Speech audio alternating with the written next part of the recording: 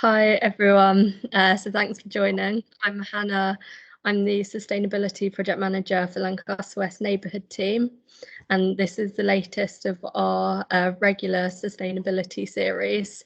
So we've run a few of these sessions now, so hopefully some of you have had the chance to come to others. If you haven't, then all of the slides and recordings get uploaded onto the We Are W11 website and also onto our YouTube. I'll put a link in the chat in case you want to watch any others back. So these sessions are generally about an hour long. They're for staff and residents that are based on Lancaster West and also colleagues across RBKC and other organisations that we work with. We've set them up to help raise awareness around some of the key issues around sustainability, hopefully facilitate a bit of discussion and get people to go away kind of thinking about these things and bring in some bright ideas that can then be implemented in lots of different areas.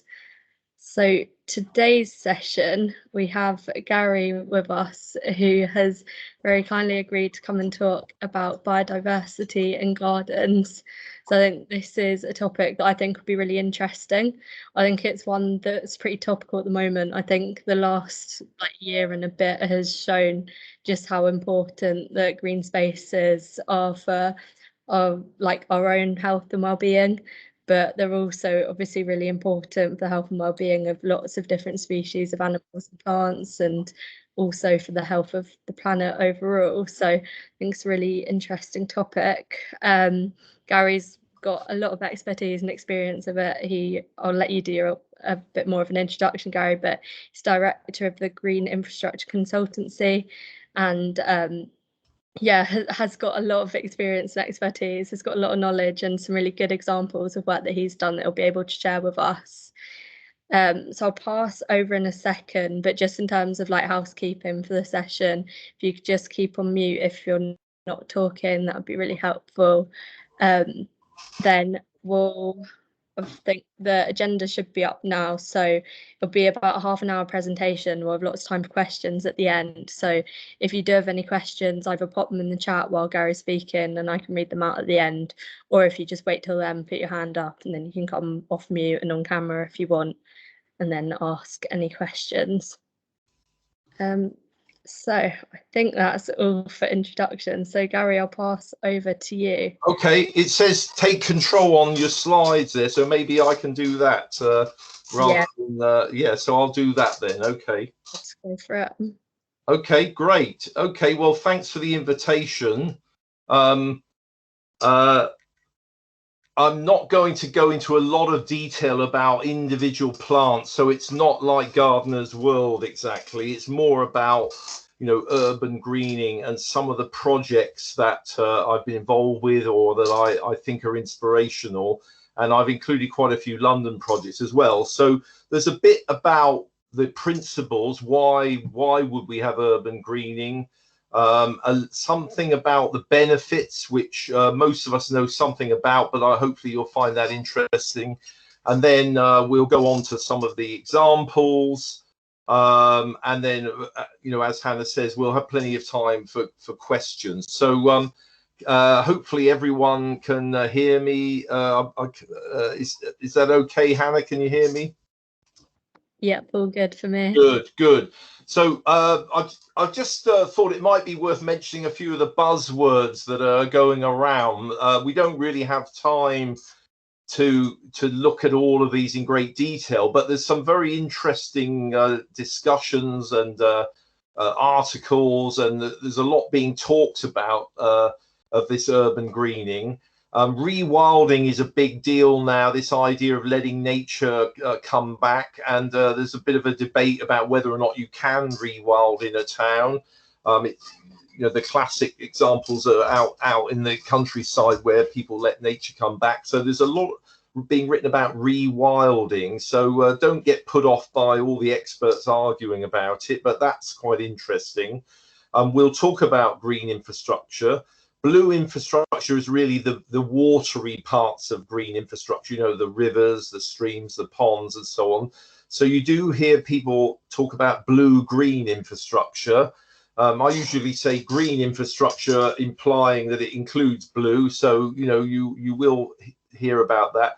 there's a lot of people talking about nature-based solutions now. So the idea is to use soil and vegetation and water to get benefits or to solve problems that might traditionally have been done with hard elements or hard engineering. So it's a sort of softer way of, say, stabilizing a riverbank or preventing flooding and so on. So there's some really interesting work that's being published on that by academics, by the European Union and others, nature-based solutions.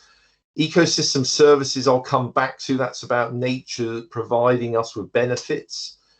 Climate change adaptation is a big deal. So this is about knowing that certain amount of climate change will take place, which it is, because we've seen it happening, and how can greening vegetation soil, how can that help us to cope with that? So that's not climate change mitigation, which is getting the carbon dioxide out of the air. This is about using nature to cope with the changes which scientists say are inevitable, a certain number. Resilience, that's about coping with climate change. And then finally, this idea of biophilic design. We love biophilia, means we love nature. And so a lot of designers now, architects, are getting into this. You know, can we get more vegetation around where we live and work, maybe even indoors where we work, to calm us down? And then that gives us better mental health, a better feeling of well-being, improving air quality, lowering blood pressure. There's a lot of interesting studies now about those benefits. So lots and lots of interesting and different ways of coming at this. But just quickly, we do have this global biodiversity crisis of biodiversity loss. So part of what I'm talking about today is trying to get nature give nature a helping hand, so that we can get nature back into places perhaps where it was more abundant. And then, all right, there's global issues here, but we can all do our bit where we live or where we work, even in towns. And of course, the more birds and wildlife we have around, the happier we are as well. So there's a few, I've just jotted down a few sort of guiding principles if we're greening an urban area. Now, the first one may seem fairly obvious. We call it de-pave. So maybe there's too much paving. We often forget that, and you know, perhaps we don't need as much paving as we have. So that's the idea there. Expose the soil, add soil. If you can't take it away, have planters. And this is where things like green roofs come in. It's grey, let's make it green. So grey to green. When we plant, we have to be careful to use plants that give us what we want, that benefit wildlife. There's a doctrine that you use native species, but nowadays people are more relaxed about that. So it's just using species with a documented value for wildlife, rather than just randomly selecting anything you like the look of. And then related to that is choosing plants that are happy where you put them. So, you know, some plants like sun, some like shade, some like wetter soil and drier. So there's something important to think about.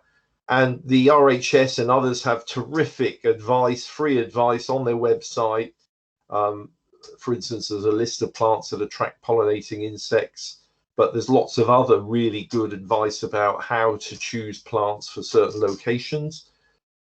Let's get away from monocultures. So just planting the same thing all the time, which you see in some commercial schemes, just block planting of one species, is a bit boring, and it's not so good for biodiversity. Having lots of places for creatures to live, so nooks and crannies, if you like, hidey holes, nesting boxes, roosting boxes, and so on is important. Nurture, I mean, we have to look after it. It's not just a one-off, you put it there and leave it. You have to look after it and think about how you look after it. The other thing is, oh, sorry, skipped on there. And the other thing is, water, you know, a pond, water features, even a little drinking a shallow dish for birds to drink in, draws birds in, and so on. So water, where it's obviously where it's practical and safe to do that. And well, green infrastructure just means all the parks and greenery and street trees and gardens and everything that there is. And the authorities, you know, the planners and those involved in planning a high level like to talk about it being connected where possible.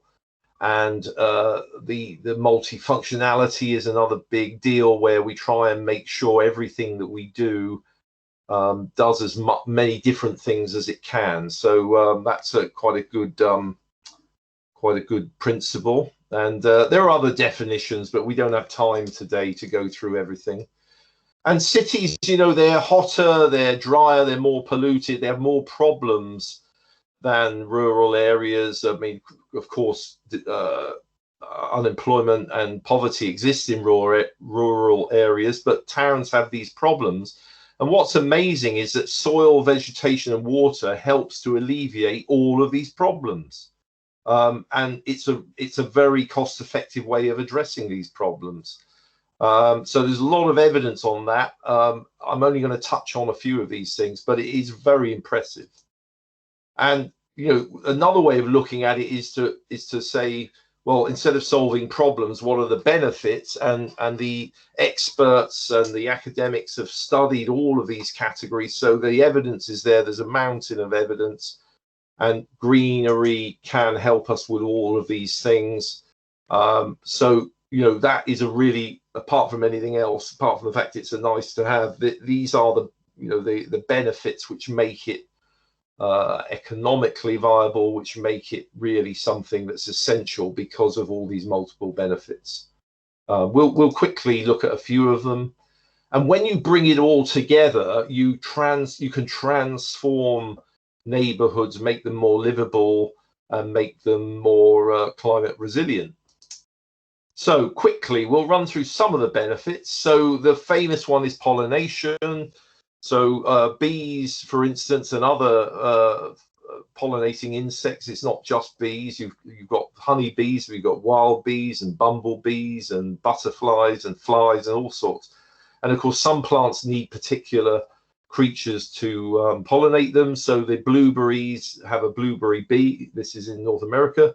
And the Americans have calculated that bees provide $3 billion worth of pollination services. Of course, they don't actually send a bill for it, so it's a theoretical benefit. But I suppose the point is, if you had to pay people to do it by hand, which does happen in China, for instance, where they've lost some of their pollinators, people have to pollinate by hand, you know, that is a cost. And the other thing that's really burst onto the scene the last 3 or 4 years is this idea of health and well-being. Nature is a place to exercise. We feel better. The psychological benefits. It cleans air and water, and that's all good for health. And it's actually a very good investment for health, because you know, fixing ill health costs a lot more than preventing ill health. So this comes into an area where you argue about the government investing in greenery in order to enjoy those savings, if you like, in the health budget. Now, this is Japan, bit topical. So hot summer's day, just there's a roof garden, there's a railway, there's a road. We can take a thermal image which looks at the temperature, and the roof of the railway station is 50 odd degrees centigrade, but the roof garden is in the 30s. So that's really interesting. That means you're cooling the environment significantly just by having the soil evaporating, so you get evaporative cooling, and the shade of the trees. And that really is a terrific benefit to have. That's what that particular roof garden looks like. Now, the other thing is, with surface water management, you know, we get a lot of flooding because water hits the roofs, it hits the streets. and it runs into the drains, and then it can overwhelm the drains or run downstream and cause flooding, end up in the river where it pollutes the river. And, you know, if you like, that's business as usual. But what we can do is start to slow the flow down by channeling water into rain gardens, by rainwater harvesting, by green roofs. And then that reduces the amount of water that goes into the drains and flowing across streets and so on. And that actually reduces flood risk in a very passive way, without having to build bigger and bigger and bigger drains, which, you know, in some cities you can't do. There just isn't the space. So surface water management is another major benefit. So that's the quick run through the benefits. Obviously there's a mountain of evidence if you really want to get into that, but we don't really have time for that today. So we're going to whip through some projects. So the Natural History Museum Wildlife Garden I worked on back in the 90s, and that proved that you could really do a lot to bring nature into an urban area. And then now there's been a bit of a controversy about the renewal of that, and they were going to do some damage, but they're going to keep most of it now. And there's a lot of work about to be done there, but that's worth a visit if you ever get the chance. We've done quite a few rain gardens in London where we build these beds that are designed for water to flow into the bed. So in this case, this is in Bankside on the south of the river. And here the water flows under those sleepers and then into one rain garden.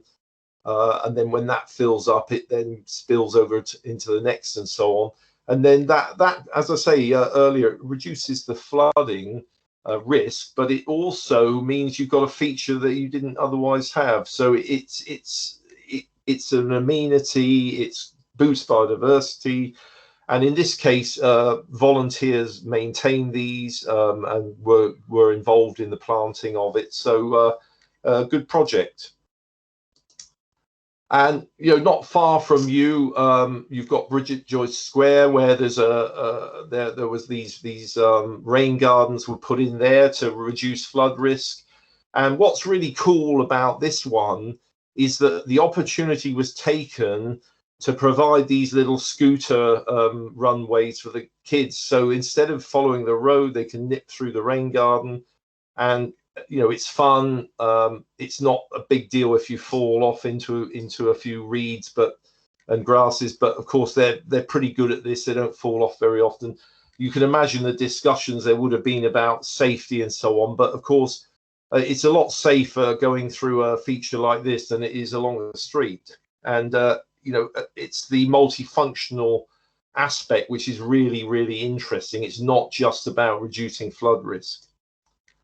And of course, we've got green roofs. So London now has a requirement for green roofs on all new buildings. So there are a lot of them now. There's 1.5 million square meters of green roofs in central London.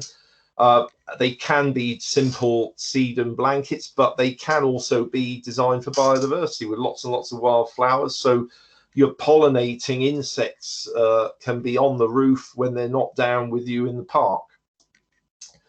And a big deal nowadays is this idea of biosolar roofs, where you bring together PVs and green roofs. So, you know, people often think you can't do that. You can do that, and it's also good because the cooling effect of the green roof improves the efficiency of the PVs, because when they get very hot, it reduces the output a little bit. So it's a very interesting synergy there. We've also got these great projects. My colleague John Little has been maintaining the Poppy Estate over in Hackney. They call it the Poppy Estate over in Hackney. He's just retired from that after about 20 years. But you know, this was about, instead of just trimming and blowing the leaves away and disappearing, this was about taking time to talk to people, find out what they wanted, bringing in little vegetable plots, sowing wildflowers here and there. Instead of using weed killer on the railings, John puts wildflowers on the railings. So there's some great videos about that project. That's well worth a look. We're going backwards here, sorry.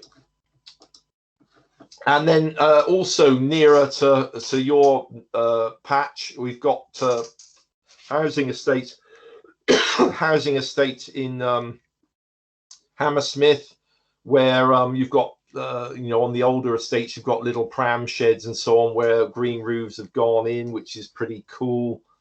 And then this is another project in Hammersmith and Fulham where there are several housing estates where the European Union paid to retrofit features, and they also have been doing a lot of monitoring to see how well it works, you know, how, with flood control and so on. And there was a massive consultation program there to find out what people wanted. They wanted a bit of food growing, and there were spaces where there were problems. So the idea was to really get a grip on that and tidy it up a bit. But also the surface water drainage has been improved by these swales, and they're fun for the kids as well. So instead of just an ordinary lawn, you've now got this swale, which makes a difference. Now, another piece of work which I've been involved in is the Thamesmead estate over in southeast London, which is having a bit of a revamp now. It's got a bad reputation, which probably doesn't deserve, and they're fortunate. They do have quite a lot of green space there. So, but what the issue there is to get people out, get the kids out into the nature reserve that they've got to do a bit of you know, a bit of forest school activities, and also there's been a lot of effort putting into greening the old concrete jungle aspect of it, you know, where in the 60s they built all these concrete flats and so on, but they never got, I think originally in the original concept they were going to green these places, but it never happened. So, you know, the idea now is to start bringing in planting and to make those places nicer places to live. So there's a lot of really interesting conversations going on over in Thamesmead now that Peabody have taken over the management. So this is John Little again, the Poppy Estate man. He also likes to make more of bin stores and cycle stores. He likes to put green roofs on and bee hotels for solitary bees and so on. So you know, this is about squeezing a bit more into places where you might think you can't do very much. And of course, there are other manufacturers are around now. A lot more people are getting involved in this. But John was the pioneer, if you like. So that's been really interesting to see some of the things that John's done. And these are for sale, and you do see them around estates now. And sometimes it's, you know, it's nice to have the bins tidied away in something that attracts wildlife.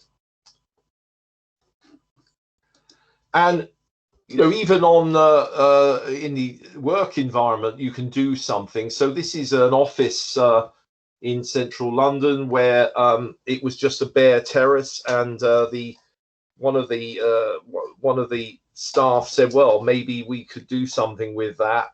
There was a worry about maintenance, but what I suggested was that the staff maintain the garden. And the boss said no one likes gardening in this company, but he was wrong. A lot of them quite enjoy lunchtime gardening. There's a bit of a waiting list actually to do that part, and it's a great spot to have a meeting. And all right, there's not much space for nature, but they've got the bee hotels at the back, so they take pictures of the wild bees and send them off to experts and a bit of citizen science. And they can grow a few things around the edge of that feature. We've also been involved in green wall projects. So this is the big one at Rubens Hotel, where it was identified a blank wall, which, yeah, okay, it's a blank wall, and you go to the owners and say, you've got it, did you know you've got a blank wall, it could be greened? And most of them said, we did know and we're not interested. But the owner of this hotel said she thought it was a great idea, so that green wall was installed. It's still there 9 years later. So you know, that's been a good project to be involved with, and of course since then they've become even more popular. And what's really nice about this one is that we're collecting rainwater from the roof. So you can see a tank there on the first floor, and then that water is pumped to a tank on the roof, which then serves the irrigation system. So we're not wasting tap water, it's all rainwater. And so that overcame the objection that people sometimes make, well, aren't you wasting water? No, we're harvesting rainwater for that one. And then we took that a bit further. So over in Tooley Street, this is just over near Tower Bridge, there was a pavement area that was getting flooded. And so the idea was that the downpipe from the roof of the, that's a little Southwark housing block. The idea was the downpipe from the roof could go into a rain garden in the street, but the highways people felt that, and the utilities people felt it wasn't really possible to do that. There's no space in the ground. So this is what we came up with. So this is a green wall, which is also a rain garden. So the way it works is that the rain comes down the downpipe, goes into lots of little tanks behind the wall, and then that water wicks through into the wall. And that's about 5 years old now, and it's been tripled in size. So it's been a success. There was a bit of trouble with people pinching plants to begin with, but the residents have been keeping an eye on it, so that's calmed down a lot. And for those who are technically minded, you can see on the left there's a cross section where you can see how that works. You've got the tanks behind the living wall, and then, you know, when one fills up, it overspills and goes to the next and the next and the next. And so far, it's worked really well. You know, we were worried that it might run out of water, but even then you could top it up, you know, if there was a drought. But so far, so good. So in this race through through all these different projects, I'm going to draw it to an end soon. We can get on and see if there are any questions. So so I always say the war on nature is over. We're now working with nature. It's not all about getting rid of nature, controlling it.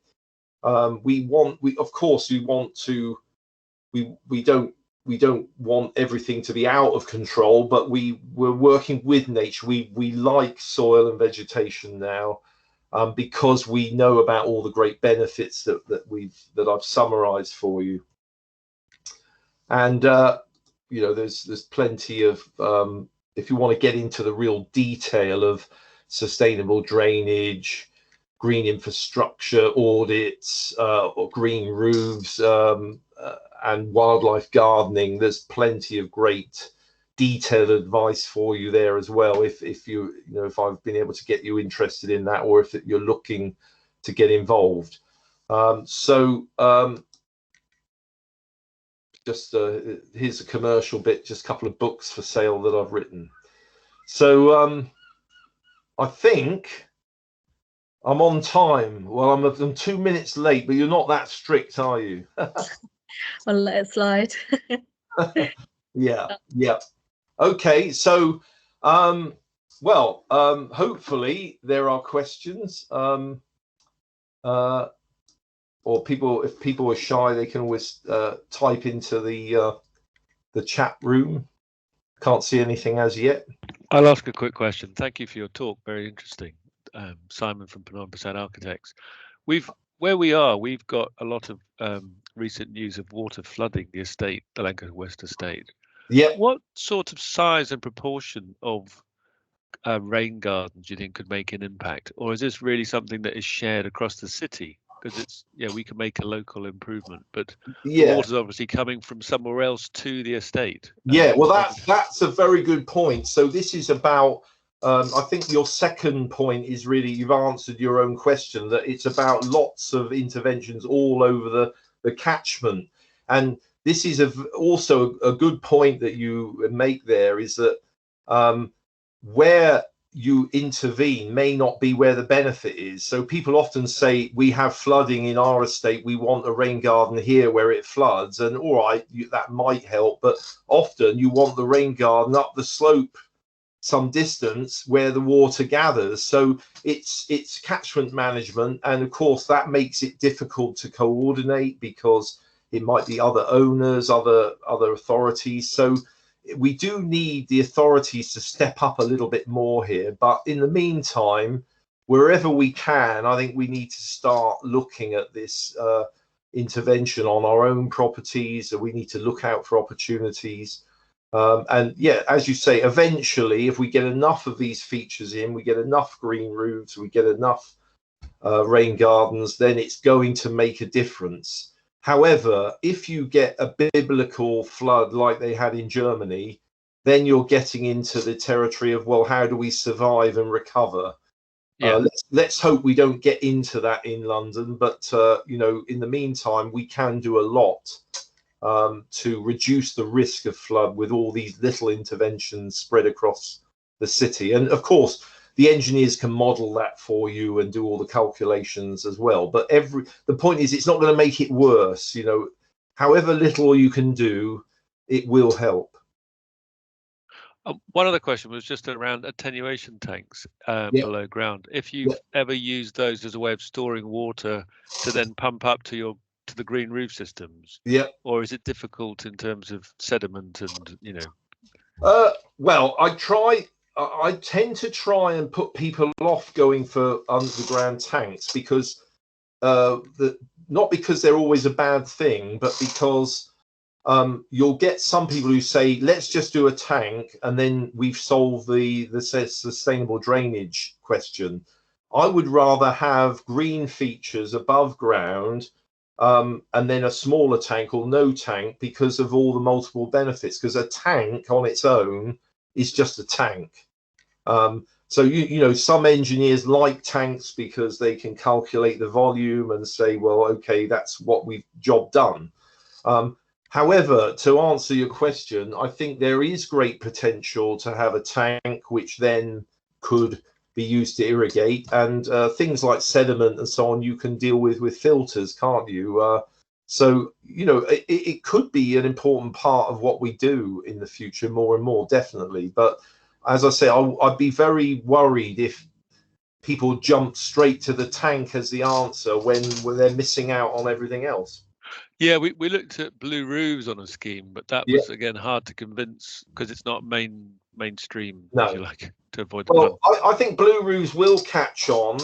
And just for those that don't know, a blue roof is where you're holding water on the roof, either just you know, just almost like a shallow pool, or more often under the green roof. So you might have a crate which floods under the green roof, and then that of course can then find its way, it can wick into the green roof as well, but there might be some control to hold it on the roof for a bit before it drains off slowly, and then that takes the pressure off the downpipes and the drains. So blue roofs are going to catch on, I think.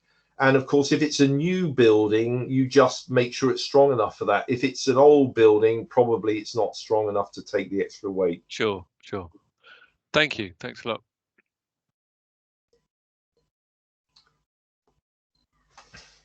See if we've got any other. I have a question myself, Gary. I'll take it away. So I think we've spoken a fair bit about like rain gardens, and that's obviously one thing that we can do in terms of like climate adaptations. Is there any other I guess different areas of work that you've been involved with which are kind of focused on climate adaptation, like future proofing, kind of aside from that, because that's something that we're really interested in looking into at the moment? Yeah, well, one of the most important things you can do is to plant more trees. So trees are really important in heat waves because they give you the cooling and the shade that you need in the city. And obviously when they get quite large, they make a big difference to the neighborhood because of all the shade and so on.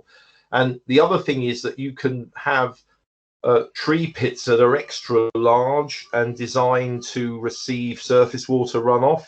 So instead of having a small pit that you just pop the tree in and then hope that it does well, which is what we tend to do, you could have a much bigger tree pit, which you then might cover over, you know, pave over as well to some extent. But it's like a giant, fairly permeable void underground, which helps the tree because the tree then has more water, but it helps the drainage. So that could be a big thing more and more. You know, suds tree pits, we might call them.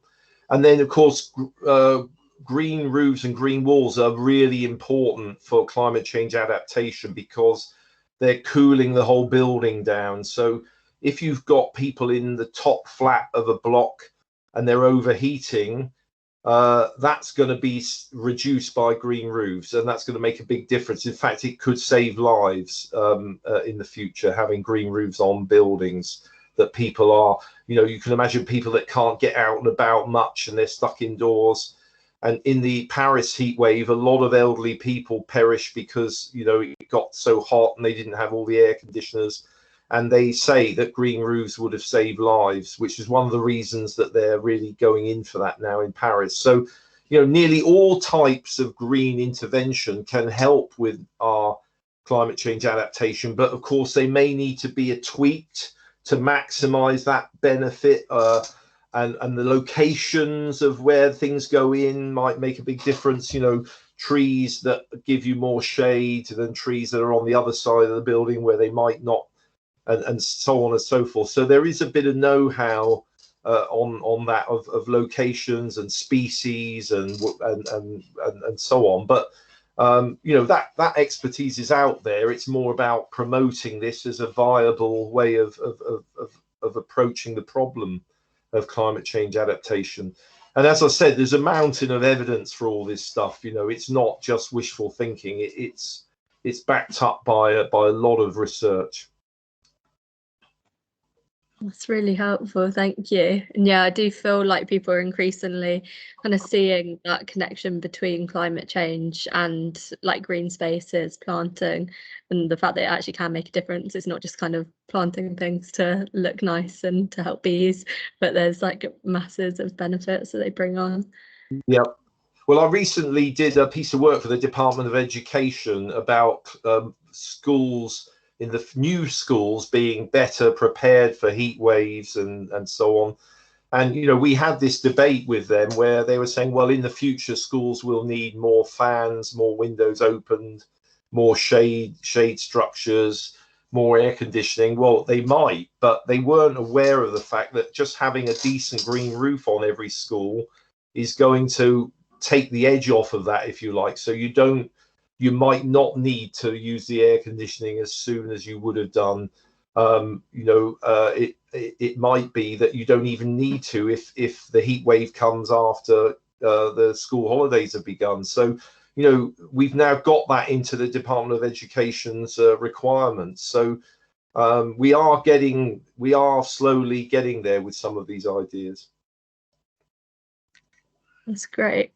I've just seen we've got a question in the chat from Sean, who was asking about the vertical rain garden, which I think you had on one of your slides, and around roughly that cost. Yeah, I see that. Yeah, okay. Well, very obviously the money does come into it. So green walls are expensive. They're about £500 a square metre for the sort of intensive modular type of green wall. And that one would have been a bit more because it's got the tanks behind, which would have been probably another £10, £20 a square metre or whatever. And there's a bit of extra plumbing. So, you know, it would have been more than £500 a square metre for that.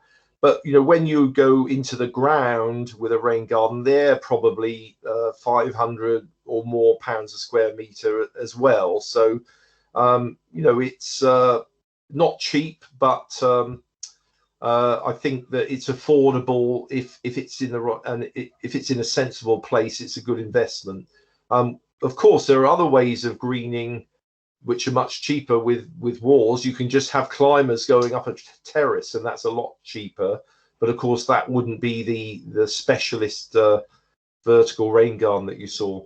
But I like this idea of a vertical rain garden because it means you get something in a spot where normally you wouldn't have been able to do anything. So the outcome would normally have been, well, we can't do anything because we can't put anything in the ground. But actually, there we were able to do something, and maybe we could do more of that. But yeah, 500 plus a square meter. I don't know what that is in euros. Do we have any more questions at all? If anyone wants to either write it in the chat or want to come off mute if we have any. If not, then can probably start to close up. Yeah, I think that's all then.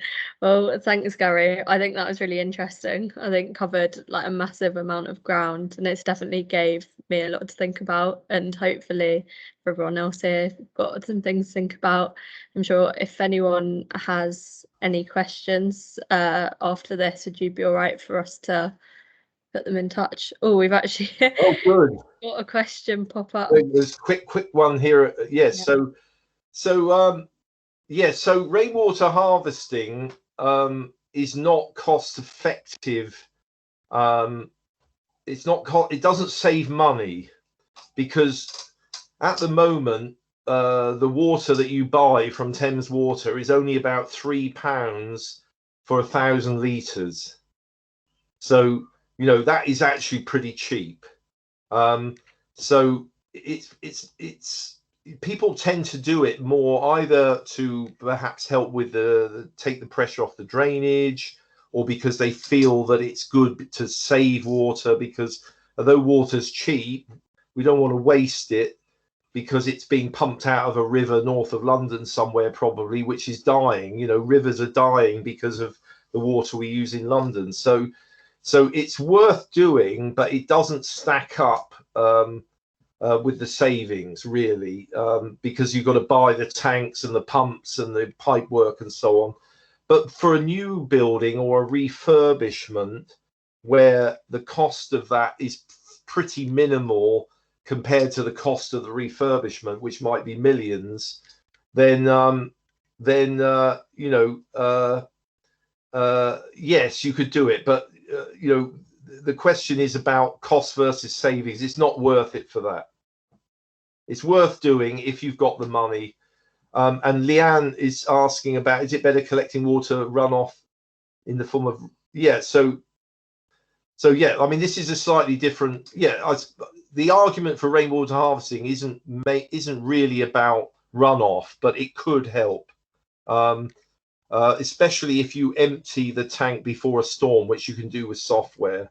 So it's an option. But yes, absolutely, I agree with Leanne that you're better off because a rain garden is low tech, it's simple, it does its job. You don't have plumbing, pumps, and all the rest of it. So it depends on the situation. Sometimes you can't do that. You might do something else. You might have a combination. In the future, I can imagine a combination of, you might have rainwater harvesting, and you might have rain gardens, and you might have this, and you might have that. So it's about the expertise and the knowledge to know how to mix it up, and not necessarily think there's only one thing you should do. It's what do they say? Horses for courses. I think that's what they say. I think that's what that means. Yeah, you just pick and choose. Yeah. That's actually we've got another from Anchor now in the chat asking about case studies for joint solar and green roof projects. Yeah, so that's called Biosolar, BIOSOLAR, Biosolar Roofs. So if you search for Biosolar, you'll see a few examples, case studies and whatnot. And there are, by the way, there are some really bad ones. So don't think that every picture you see of green roof and PVs combined is good. Some of them are not very good because they're cobbled together. But when they're done really nicely, as they do in Switzerland and southern Germany, they work really well. So just beware that not every biosolar roof is a good one, because there's a lot of people who are learning.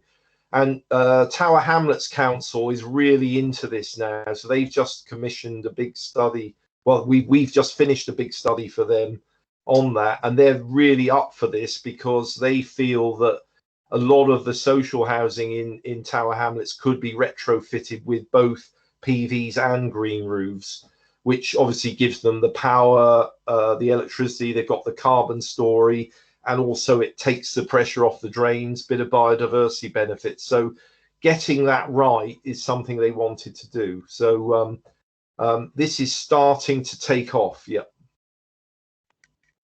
And to add to that as well, that on Lankquest, we're looking at installing biosolar roofs to 3 of our blocks of homes. Yep. Hopefully good ones. Yeah, So well, you just let me or Dusty have a look at what you have in mind, and we can always let you know if there are any issues. Yeah, that would be great. Yeah, hopefully should have some of those installed over the next year or so. So definitely we'll be able to share our learning around that. Brilliant. As well. Yep. Yeah. Great. I actually had one more question, Gary, which was around if you kind of have one specific thing. So if you could only do like one measure, one kind of type of planting that's kind of low cost, low effort, but high impact, what would kind of be your like go-to in terms of? Well, it's not as trendy as some of these other things, but I think having more trees in the urban environment, you know, good trees, a good range of trees. All right, sometimes they cost a couple of £100, but that's not necessarily that expensive. So I think trees are the one that you go to if you can't do anything else, and then all the other stuff, you know, is adding to it, isn't it? Yeah. Make sure the pit is big enough for them. Nice. Great, thank you. And there's loads of good printed, you know, advice on trees. There's a tree and design, the TDAG, the Tree and Design Action Group, and you can go online. There's loads of manuals and detail about. I mean, obviously your tree experts will know all about that anyway, but people want to read about that's where I would go, the TDAG. Great, thank you. Brilliant. Cool. Do we have any more questions in the chat? If not, then I will once again start closing. Yeah, all right. Well, I do need a cup of tea now, so that is it. Yeah. You've done enough talking. But yeah, All right. thanks, Gary. That was really good. Yeah, all right. Good luck.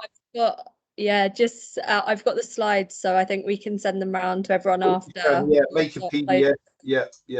Yeah, and we'll upload them onto the website, which I'll put the link in the chat for that. And the recording will also be up there, so if anyone wants to like watch any of it back or send it to anyone else who couldn't make it. Just also in terms of future sessions for this series, we're thinking of doing next month's on air quality and air pollution, so we'll send on some further details of that closer to the time. And if anyone that like attends these has any requests on things that you'd be really keen on hearing about that we haven't covered yet, then yeah, get in touch. Yeah, I think that's all from me. So just once again, thanks again, Gary, and thanks everyone for joining us today. Appreciate it. Speak to you all soon. All right, see you. Thanks, Gary. Bye. Thank you. Bye bye. Thank you. Bye. Bye bye.